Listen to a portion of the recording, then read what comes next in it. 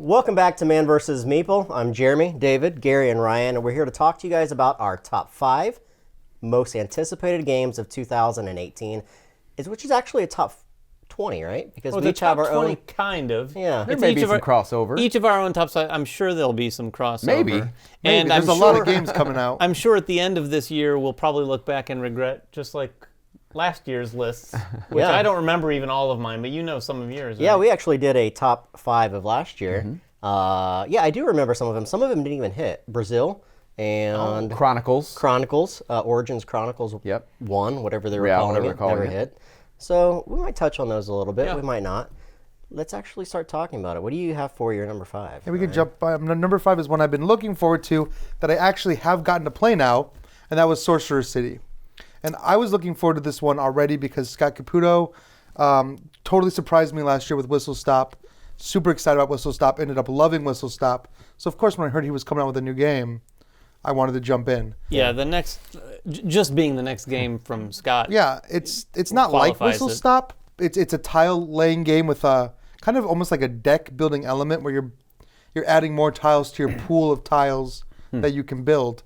And there's a timed aspect to it too, so it's just the real-time aspect is interesting. Yeah, you're trying to solve a puzzle almost like in a small time period, and that puzzle gets larger and larger as you get more and more tiles. So it's really unique. I'm really excited to see what it's going to look like. The monsters are really cool too. Yeah, like each of the rounds, you're adding a monster into your deck randomly, and these monsters can wreak havoc to your city, which is really cool. Yeah, it's cool because you start to get familiar with your tiles. Oh, very quickly. But they're coming out in a different order. But even still, you're able to kind of like remember what you did the last time, and basically it's a game of improving each round on what you did before, with maybe a little bit more, right? Yeah. Well, and then when you're under pressure, you have to remember, did I already play this one tile? Is it coming? Yeah. Like like your mind just blanks a little bit. Yeah. So it's a lot of fun.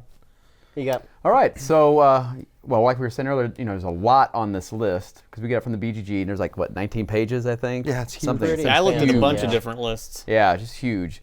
So I had a bunch of games, but here my first one is, and I only know about it because I keep seeing it in my Facebook feed. You know when you get into certain groups and they do their algorithms and certain ads come up. I keep seeing this one. I'm like, that's a cool theme. Is Robin Hood and the Merry Men. I don't even know what you're talking about. Yeah. That looks It's really a Kickstarter good. coming soon. Okay. It's by Final Frontier Games. It's the same guys that did Cavern Tavern and Rise to Nobility. Oh, we covered Rise to Nobility. Yeah, Rise and that was a fun game. Yeah. So you're still using it's resource management, worker placement. There's not a whole lot about it. The artwork looks great on it. Yeah, that's the draw for me, the artwork. And it's semi-co-op, but you are trying to work together. You know, you've got to fight evil Prince John, but you're trying to keep village morale up. You're going to be Robin Hood. You're Robin Hood and one of the Merry Men. Variable player powers, I believe.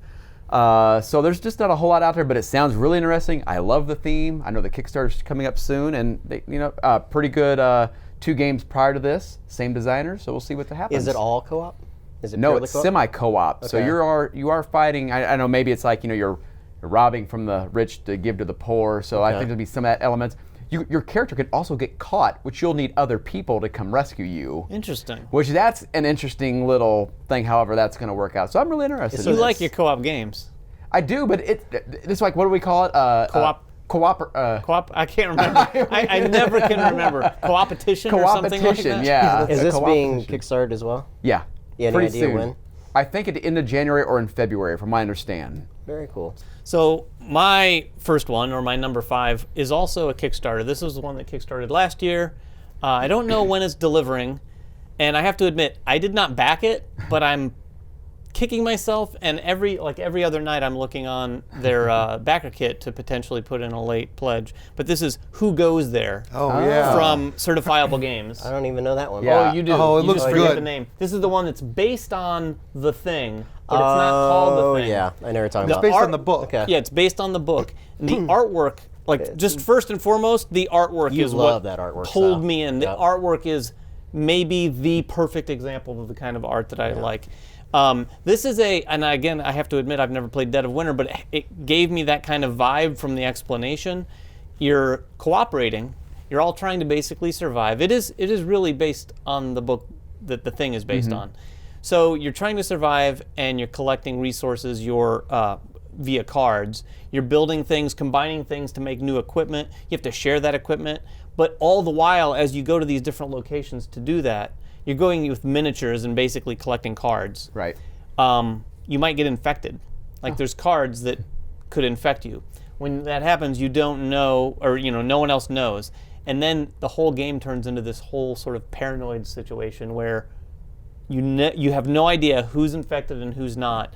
But the cool thing is the infected person won't really start behaving too much differently because they too want to get on the helicopter and get out. Because that's their whole goal, is as the creature, as the thing, you want to get out into the world. So they have to behave similarly for the rest of the game. So the goal for the rest of the people are to get on the helicopter, get out, and hopefully no one is infected on the helicopter. Is this a card-driven game? Yeah, mostly it looks like a card-driven game. Oh, okay. The components on this are insane, though. Like, they hit a crazy amount of stretch goals. They've got these awesome little miniatures that really reflect the artwork. If you haven't checked it out, go check it out. Look it up right now because it is a really solid-looking game. I'm probably going to go home and back it now. I think our You lists are just going to be. convinced yourself. I think our lists are going to be pretty diverse here. Yeah. Yeah. 'Cause, I have 2 games I don't even really remember. My number 5 is Hate. Yeah. This one's Oh. supposed to be from Eric Lang. I think it is Eric Lang. I think they just recently announced that. It is a 2 to 6 player area control game. It's going to be kickstarted in January. They said there may be worker placement in it. Put on your pajamas because I'm going to read you something real quick. Because I think you guys, if you guys don't know what this game is about, here you go. Hate is a highly kinetic, endlessly brutal campaign game of post-apocalyptic survival. The player who most expertly uses savagery, gained by doing unspeakable violence upon your opponents, and so forth. You're a tyrant, and you're basically killing people, eating them, cannibalistic style, and then it has kind of a campaign structure to it. So you're building upon game after game, just brutal, savage violence. To me, this sounds like a successor in a way to Blood Rage.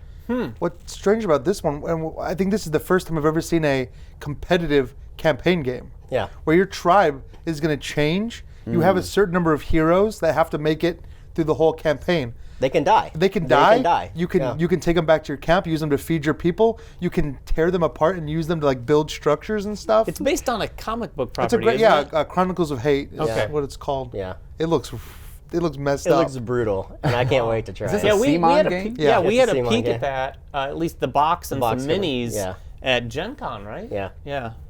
Interesting pick. I know, It's right? gonna be. It's your type of game. I know, right? I don't think Good you will luck play it. playing Yeah, I know, right? Yeah, I know.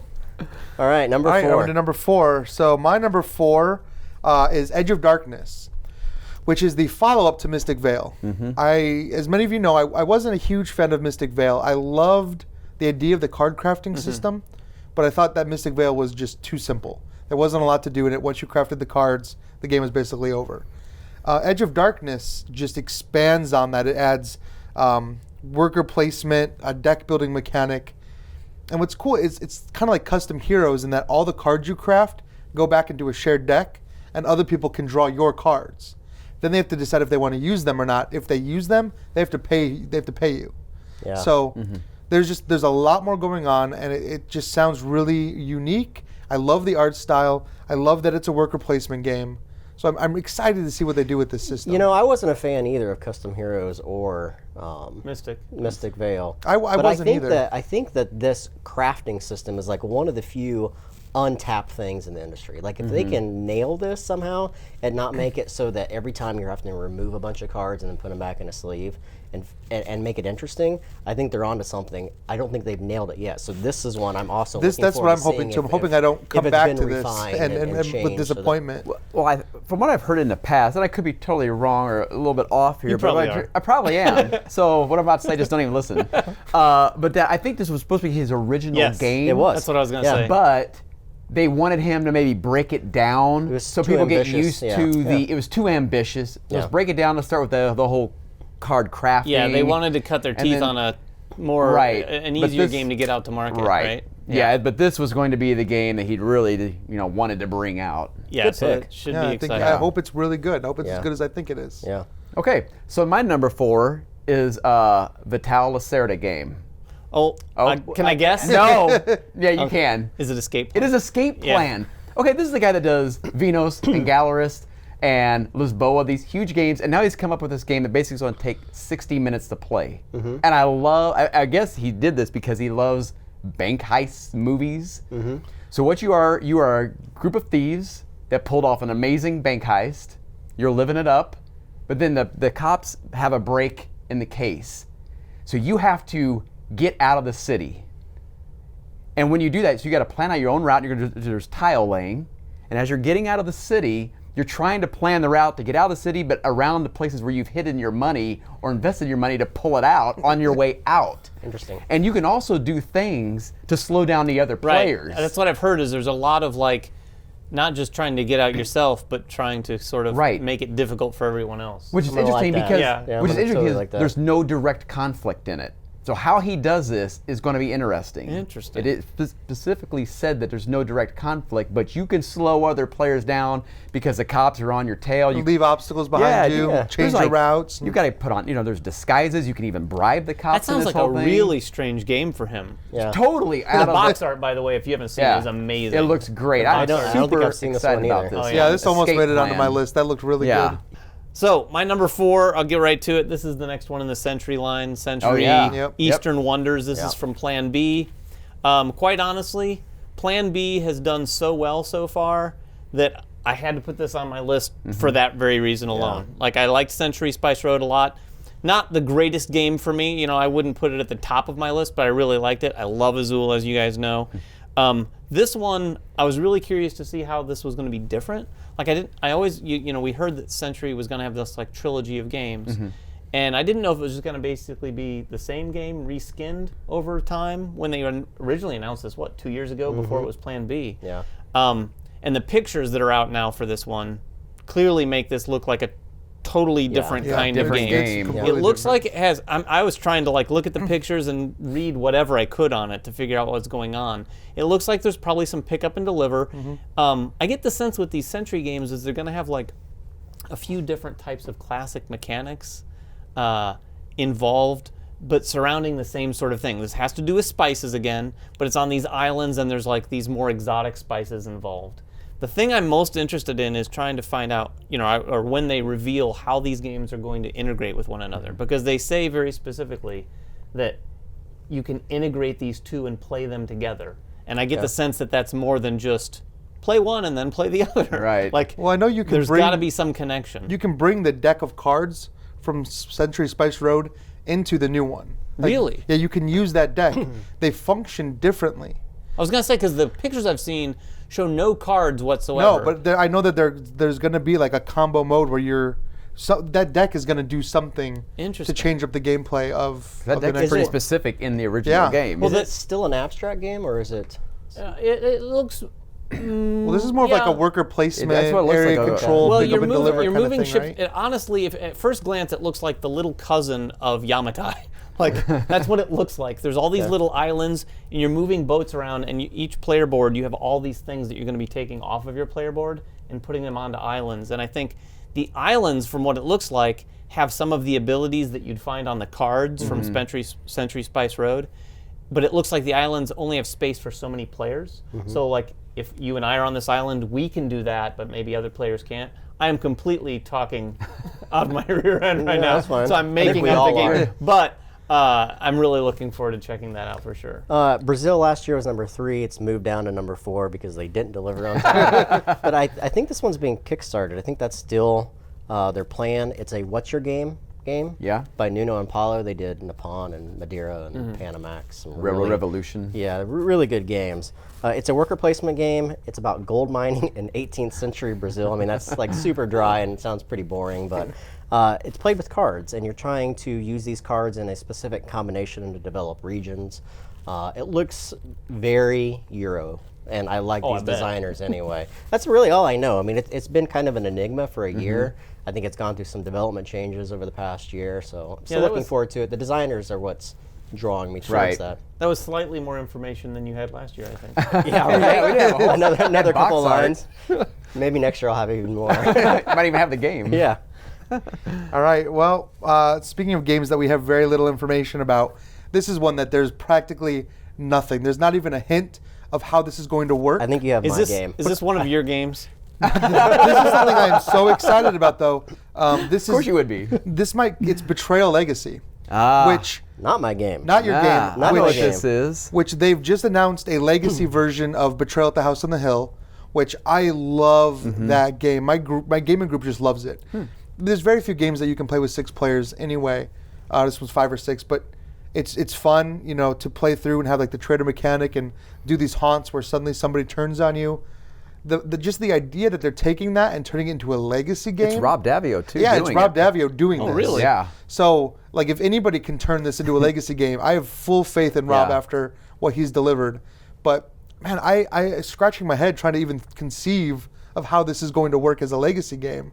Do you think? Be interesting. Do you think Rob now just every time he's playing a game, all he's doing is sitting there thinking, Well, "How can I make this a he legacy?" had also Spice mentioned Road. that he was going to wait on Pandemic until 2019 or 2020 because he wanted to do things outside of doing Legacy. So it's surprising that he's doing one. the Yeah, same well, year they've for got a lot. Betrayal. He does restoration games, too. Well, isn't he So they also have a the lot of games Evolving Chronicles? Chronicles, He's which is Evolving also a legacy Chronicles. game. So Yeah, there's the whole legacy thing. This has been said before. We've even discussed it. The legacy theme, if you will, or the trend rather, is huge. Like It is. as I was researching this, there were so many games I came across that were legacy. Yeah, there's based. a few good ones coming up, but this is just the one I'm most interested in seeing how is this even going to work? Well, you have an attachment to the original game. And I love Betrayal House Yeah. on the Hill. Cool. good one. Yeah, I almost put that on my list. My number 3 is about to come out shortly, maybe even next week, and that's Stuffed Fables. Oh. Yeah. So, and there's a reason why I want to put this game on my list, but it's Jerry Hawthorne, who did Mice and Mystics, which I loved. And this one is employing, the Plaid Hats is doing this, more of the adventure game book, where you have this big spiraled book. It has, as you open up a page, it has your rules, it has the story guide, and it is your game board. Kind of like Near and Far, Yeah. a little bit. A little bit. But it's got more to it. And you play these stuffed animals of a little girl who's sleeping, and they are protecting her at night from an evil mastermind. And it's a much more streamlined Mice and Mystics mechanics. But the great thing is that you can be 7 years old and play it. And I am really excited about it because it's a great production. The minis are awesome, but I can play this with my 5 and 9-year-old. That's cool. And I'm really excited about that. We're going to get it. We're going to paint our minis. We've already talked about it. And you'll go through the whole campaign. So This would have easily been on my list, and spoiler alert, it is not. But it would have been had my sons been younger than they are now. This is the kind of game that I would have loved to have come out when they were probably 5, 6, 7 years Right. younger than they are. But you have such a wide variety of games that you like. Yeah. You love co-ops. Right. You love heavy Euros. And then you love something like Stuffed Fables, which for me is probably not going to be a hit because it doesn't fall into the kind of games that I typically Right. like. Right. But you like that. I mean, you just like playing anything, I just right? like playing it. And I love, It looks especially when really. you're... It's a beautiful game. It is Oh, it's beautiful to look gorgeous at. looking. And one thing I love, especially when I'm playing with my kids, there's just something about, and you'll see it even with adults, but when you see it like when you're kids and you see them catch on to a game mechanic that isn't Yahtzee rolling, and they're like, oh wait, I can do that, and you really kind of see those wheels turning, and it's such a cool theme. Very, very clever. So Yeah, I mean, not to get all sappy, but that point, if you can play with your kids and experience that where a kid figures something out. I remember times I was playing with my youngest son where I was about to correct him. Oh, Right. you should do this. And he's like, no, I'm doing this. And then I realized his strategy was better than what I was suggesting. Right. That is a Right. sad but cool moment. right. Like, ooh, I should play better. Right. That's the story of my life, Right. though. So my number 3 is a game called Dice Settlers. This might be yeah. on some other people's list for sure. This one is coming from the designer of David. from Anachrony, Yeah. Oh, which wow. that alone was pretty much worth He did Petrichor too, which is going to be really taking good. note of. Yeah, this thing is as far, and maybe you know more about it even. There's a bag building element, but you're collecting dice. So you're building a pool. I don't know if there's actual bags, but you're building a pool of dice from which you're going to basically build a civilization. It's a civilization building game where you're collecting dice from that designer. That is all I know. There is a box out for it, and it looks really nice too. So it's so far hitting on all cylinders for me. Cool. very cool. I have The Rise of Queensdale by Inca and Marcus Brand. Legacy, right? Yep. Yeah, it's a legacy game. Although Raja, so the Grand Chiefs, which is their game from last year, didn't really hit for me. They also did Village, which is fantastic, Castle for All Seasons, Exit, St. Malo, and then Word Slam. Which was, Word Slam. Yeah. They've got the most. They're about as diverse as Gary's tastes in gaming. But this one also has art from Michael Menzel, which is phenomenal.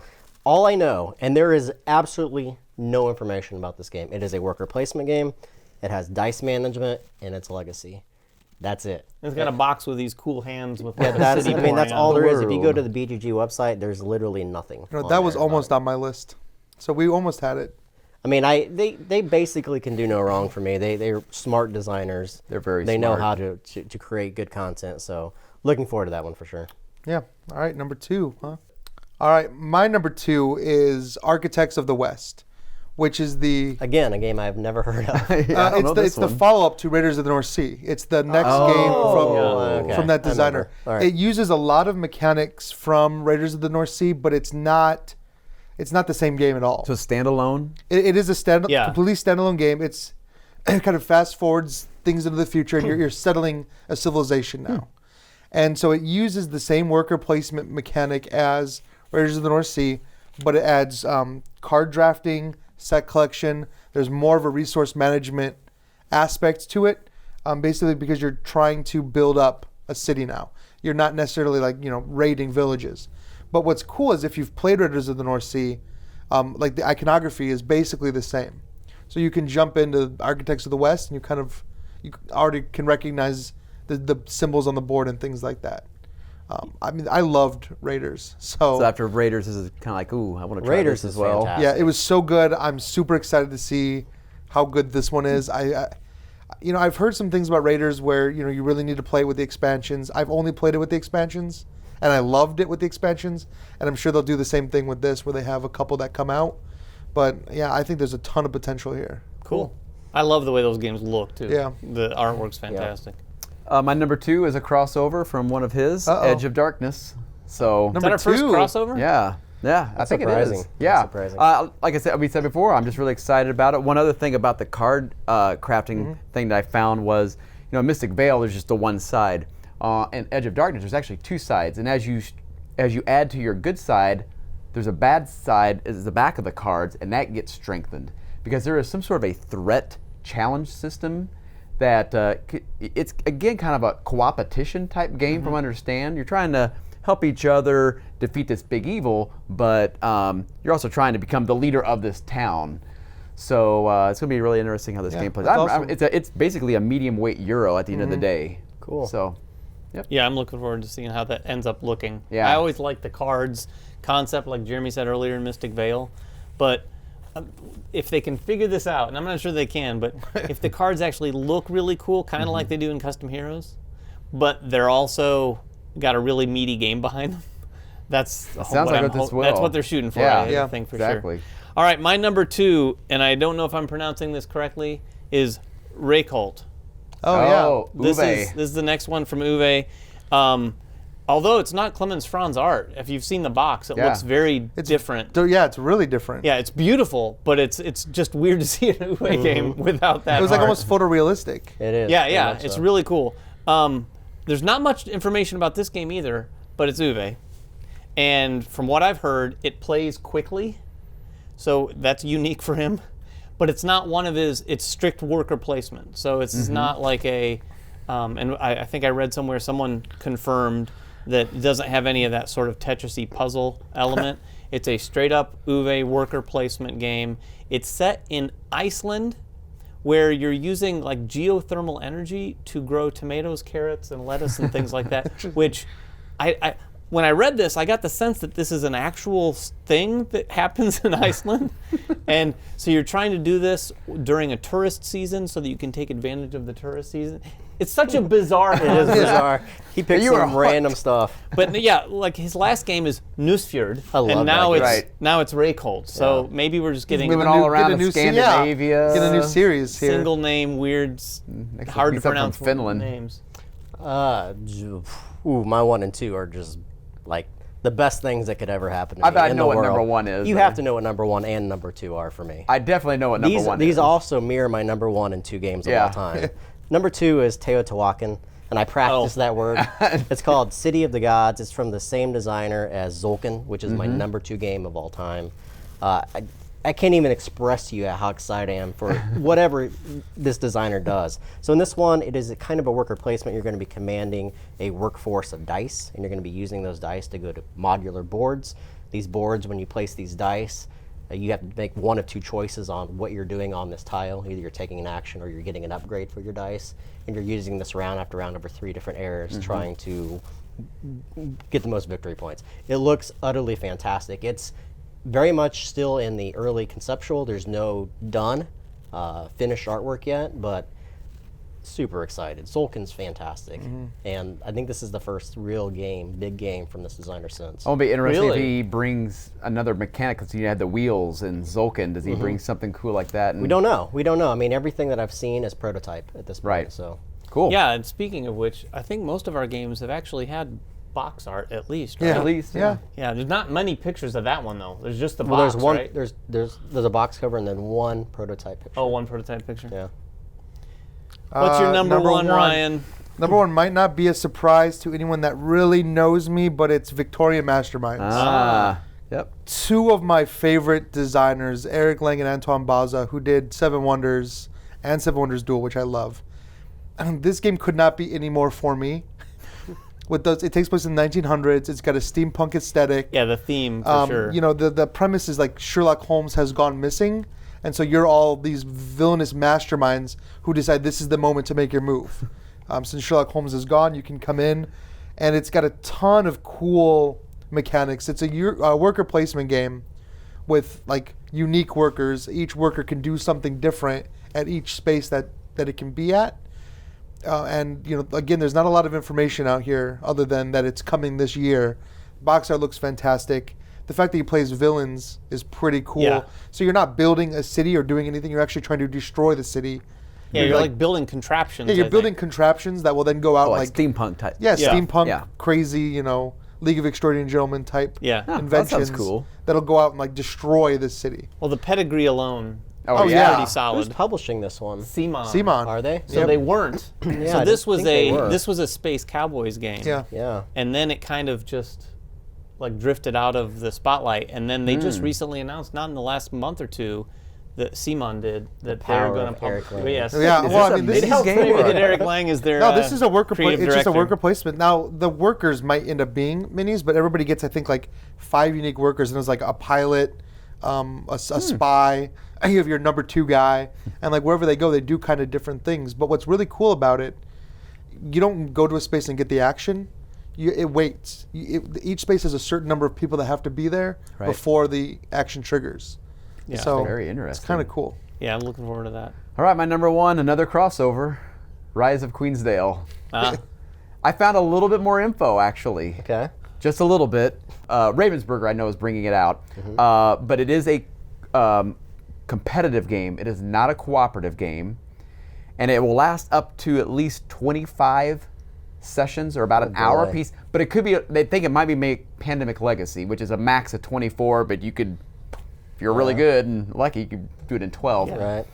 But I guess there's also a lot of text, whatever that means. Probably some sort of a story-driven thing. Okay. It's coming out in Germany in March, not Really? till the U.S. until August. So we're talking Gen Con, because I guess there's so much text, I got to translate all this. Okay. So we'll know a whole lot more about this game I'm fairly surprised. That's soon. 3 months This away. might and we this haven't might be seen a much. Gen Con release. Well, they've here. already said it's August of 2018 will be I the wonder U.S. who will release. distribute it here in the U.S. then. I mean, I can't imagine Ravensburger doesn't really have any Yeah, kind of I presence. know or Aaliyah. that, Aaliyah is also part of. Aaliyah, I believe, is the one that it's their game, but don't know. Ravensburger's doing it for. So I don't know exactly who's doing it, but it said in this, because there was some sort of there's a Reddit post out there where they have pictures from them talking about it. You can see in the background. So this one you obviously probably can't import because it's all German. It's not like a German-English right? version. Yeah, it's unless you just read all German, which I do not.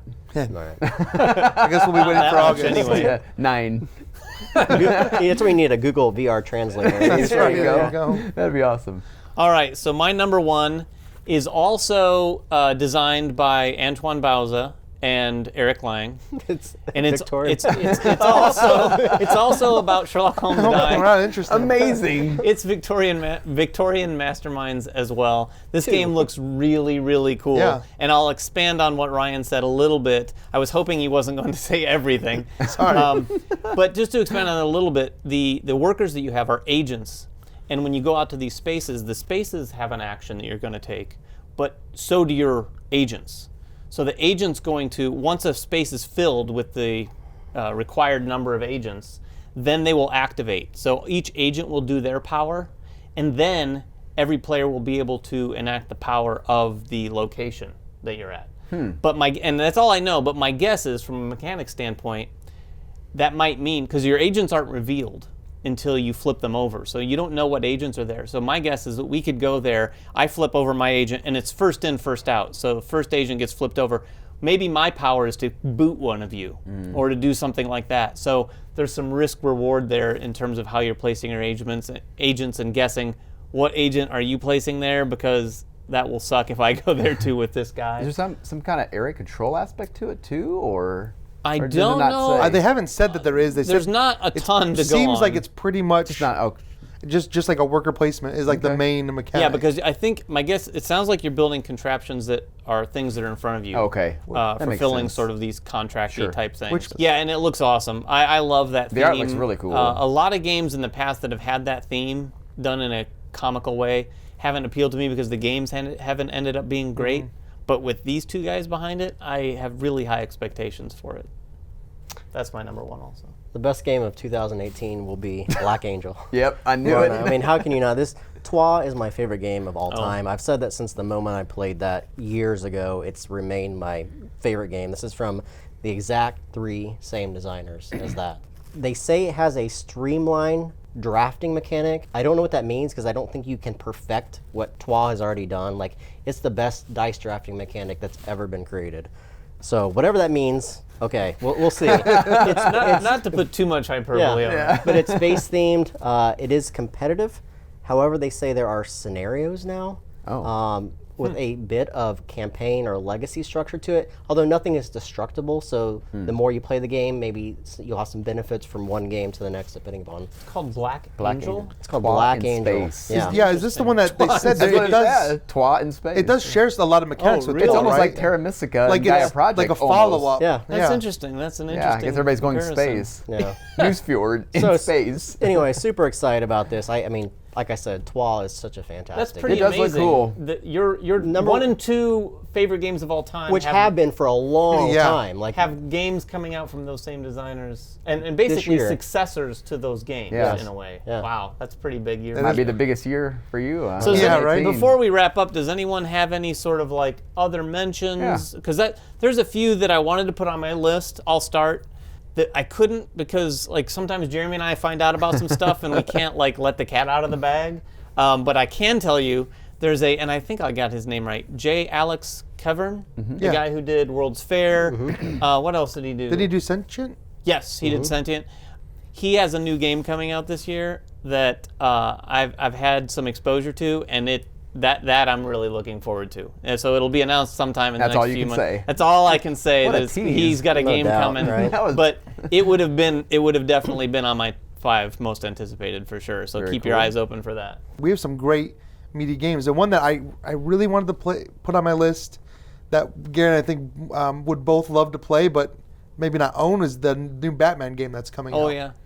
I'm excited to play it, but I'm not excited necessarily to own it. It comes with a pretty hefty price tag. You know it's going to be a hefty price tag for all the expansions. was that already kickstarted or? It's is it about to going- kickstart. It's about to go to Kickstarter. soon, but you know they'll have all the expansions, just like Mythic Pantheon and Yeah. Joan of Arc, yeah. Like and Joan of Arc's Conan the another one that looks really Barbarian. great, but Which Yeah. one? Joan of Arc. Oh yeah. Yeah. Those are cool. I'm with you. I'd like to try them once, but my hunch is that I would probably only personally Play it them once. Just knowing our gaming habits, it probably right. wouldn't get to the table. It's a lot of too money to often. spend on something you're going to play one Right. or two times. Yeah. Right. I had a couple, just real briefly, 2 expansions. Network Executives, one of my favorite games. We've we played the prototype what year and a years half ago, or 2 years yeah. ago with Gil. with Gil, yeah, and that was a lot of fun. So we got more variable player powers. Role player Monsters and Minions expansion, which is Yeah. going to take role players a great It's game. so good. Monsters and Minions we've played. Yeah. Now you get to take your character and now go fight something. Yeah, I didn't So, want to put expansions on super my fun. list, but that is Yeah. going to be huge. That game is so much fun. And another one, I think you even mentioned it last chit chat, if I'd ever played this game. No, I have not, because there's a reprint coming out this year, and it's Endeavor, Age of Sails, which we saw at Grand Con. Remember they were Endeavor's playing great. it Yeah. on that one table, and it looked great. They've revamped everything, and it Yeah, it looks looks really gorgeous. nice. I love sailing themes, obviously transatlantic, right? So I'm really looking forward to that one. A couple games I'll mention. We've gotten confirmation, or I've gotten confirmation on 2 games that are, again, in my top games of all time. One of them is Eclipse. The second edition is coming out of Eclipse. They said they've streamlined some of the rules, some of the issues that players had with the original game, probably the rockets or the missiles. However, I don't know what it's going to look like, but I can only imagine it's going to look awesome. I mean, this is a well-loved game for a number of people. And the other one, I've finally got confirmation that Agizia is being reprinted. There you Really? go. You got I confirmation. can't announce who's doing it, but it is going to be reprinted. It may not mean anything to you guys, but Agizia holds a special place for me because those designers have designed some of my favorite games of all time. Well, they've gone on to do so many. Marco Polo, Lorenzo, Grand Austria Hotel. I mean, these guys are fantastic designers. If you haven't played Agizia, it's exciting news that they're going to That is, I kind of just lost hope I'd ever get to play it. It's good. Yeah, there's a couple expansions. Speaking of Lorenzo, if we'd put expansions on the list, I would have put that one out on mine, probably the Marco Polo expansion as well. And then keep in mind, too, there's a lot of games that we kind of have exposure to and that are out internationally, but that aren't out here in the States.